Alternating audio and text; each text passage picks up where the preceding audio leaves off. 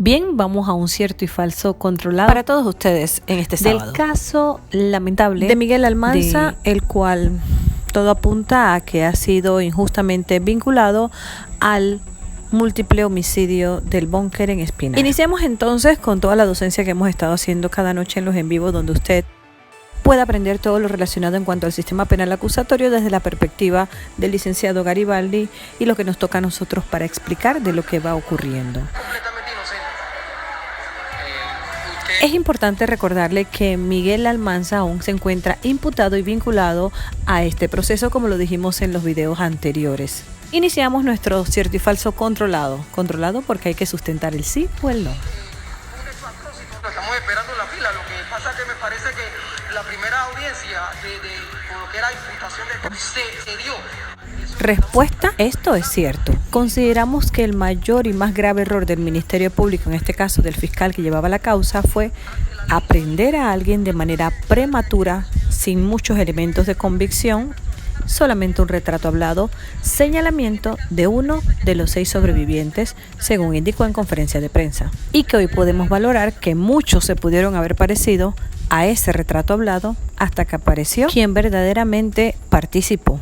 Sin embargo, este presupuesto y argumento queda desvirtuado desde el primer momento en que se hace el retrato hablado y cuando se captura a Miguel Almanza en Tagua. Se identificaba con barba, como podrán observar.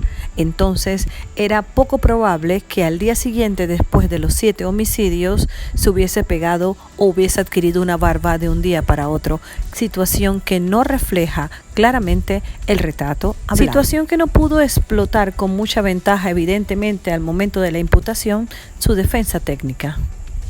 Cabe señalar que esta misma defensa alegaba más de 16 testigos que mostraban su interés de participar con una entrevista frente al Ministerio Público para demostrar que el día que ocurrió los hechos y el día anterior, Miguel Almanza se mantenía en Tagua, lo que lo llevó a hacer protestas constantes frente al Ministerio Público, alegando la inocencia de Miguel Almanza, un joven de 18 años de edad. Hasta aquí tenemos 2 elementos de convicción que vinculaban a Miguel Almanza presentados por el Ministerio Público de manera falsa. Es decir, ninguno de los dos coincidía, ni el retrato hablado, ni las circunstancias de tiempo, lugar y hora. Aún así, con elementos circunstanciales, el Ministerio Público hizo que se creyera y se ajustara una imputación. La misma como elemento de vinculación e información de que te están investigando por la posible comisión de un delito no es tan grave si no se hubiese practicado y solicitado una privación de libertad por el tiempo que dure la investigación. Es aquí donde incurre la afectación,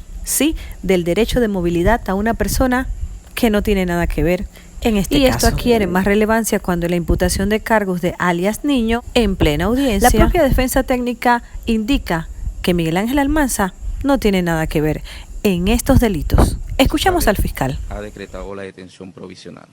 ¿Cuáles fueron los cargos formulados? Los cargos que le fueron formulados fueron delitos de homicidio agravado, femicidio, contra la libertad individual y robo agravado. Esto es cierto porque los mismos delitos que le fueron imputados a Miguel Almanza fueron imputados al joven Hernández, alias Niño. Sobre la base de una serie de elementos que ha ido recabando el Ministerio Público desde el día 18 de julio del año en curso que inició la investigación, el Ministerio Público ha recabado una serie de elementos que no solamente conllevaron a que se diera la entrega por parte de una persona que a su vez también ha hecho aportación de información muy valiosa que ha podido también determinar la vinculación de esta otra persona. Como bien expuesto, esto es falso, porque es el propio Hernández, alias Niño, quien confiesa, se entrega de manera voluntaria y además hace señalamientos contra quien participó con él, lamentablemente en esta masacre de 7 personas. No fue el Ministerio Público que con sus elementos llegó hasta donde Hernández. Es Hernández quien confiesa. Al final, la justicia está haciendo su trabajo.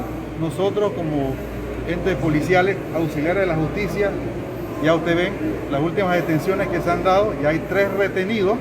Al final ellos tienen que comparecer ante un juez y la justicia va a dar las responsabilidades que merece al caso. Pero sí, como se dijo en su momento, que se iba a dar con los responsables. Ya tenemos los posibles responsables Así que esperemos que termine el proceso, pero esta situación no puede darse.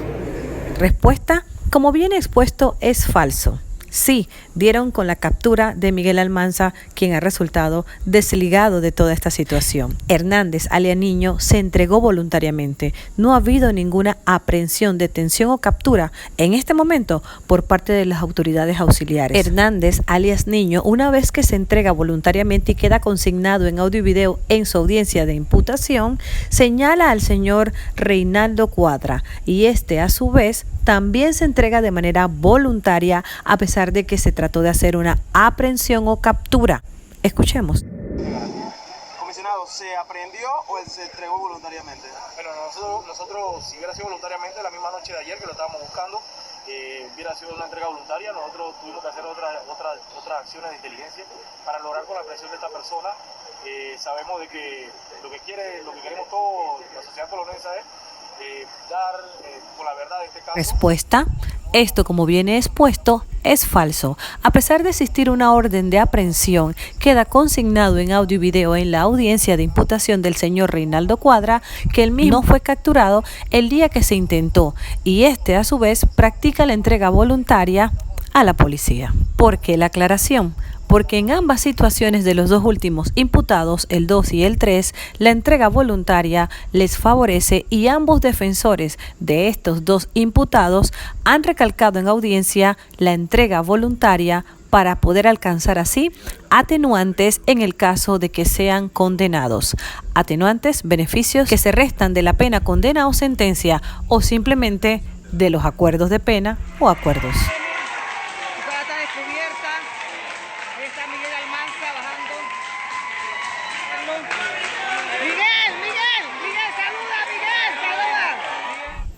Pero hablemos ahora de la salida, es decir, la revisión de la medida cautelar de Miguel Almanza, que aún se mantiene vinculado al proceso como imputado, y lo que ha indignado a muchos de los panameños en función de que consideran que no debió tener tantas medidas cautelares como la obligación de firmar los 30 de cada mes. Difícil por la distancia donde se va a radicar en Tagua. Prohibición de acercarse al lugar de Valle Verde. Difícil porque ahí residen sus familiares. Mantenerse dentro del territorio nacional. Para nuestra sorpresa, y pensando que el abogado defensor iba a pedir una excepcionalidad dentro de la medida cautelar para que no se practicara ninguna en función de no seguir afectando los derechos de su representado, sorprendentemente nos dice la Fiscalía que se accedió a todo lo que pidió el abogado de Miguel Almanza. Es decir, fue el abogado quien solicitó estas medidas. Como era de esperarse por parte del Ministerio Público, no hubo oposición. Escuchemos. Por otra parte, es importante señalar el objetivo de estas audiencias y en cuanto a la defensa de uno de los imputados, pues específicamente pidió al juez la revisión de la medida cautelar de detención provisional que pesa sobre el mismo. Adujo el abogado defensor que las condiciones han cambiado, pidió la revisión y la sustitución de esta medida por otras que él mismo sugirió al juez de garantía. Escuchado a los intervinientes y en el caso del Ministerio Público que no presentó oposición, ¿es falso entonces que el Ministerio Público tenga algún tipo de responsabilidad sobre estas medidas cautelares que pesan en este momento de Miguel Almanza? Fue su propio abogado quien las planteó y solicitó. Sin embargo, puede volver a pedir una revisión, hablar de las circunstancias que han variado, las afectaciones de derecho y volver a modificarlas.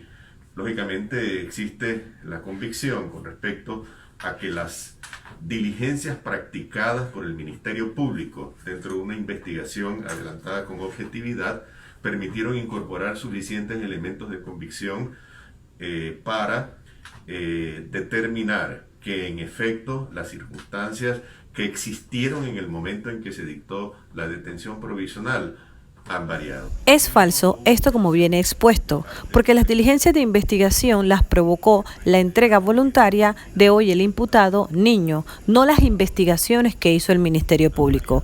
Una cosa es que aporten información y otra muy distinta es que tú investigaste y tú llegaste a esa información. Es importante aclarar eso. La defensa y así fue concedido por el juez de garantía. Otro de los puntos importantes aquí es el aval que dio el tribunal para diligencias que practica la Fiscalía. En este caso, la transcripción de un audio que fue recabado como parte de la investigación. Esto, como bien expuesto, es falso.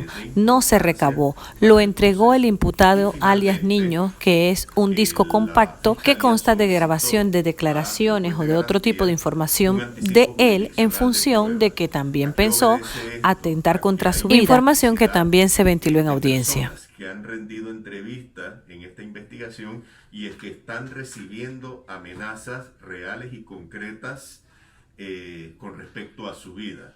Este es el caso de los familiares de uno de los imputados que voluntariamente y puestos en conocimiento de sus derechos y garantías constitucionales señalaron querer colaborar en la investigación. Esto, como bien expuesto, es cierto, porque son los elementos vinculantes más fuertes que tiene el Ministerio Público contra Reinaldo Cuadra, que es el señalamiento directo de Hernández en función de que indican que fueron los dos que participaron en la masacre del búnker de 7 personas.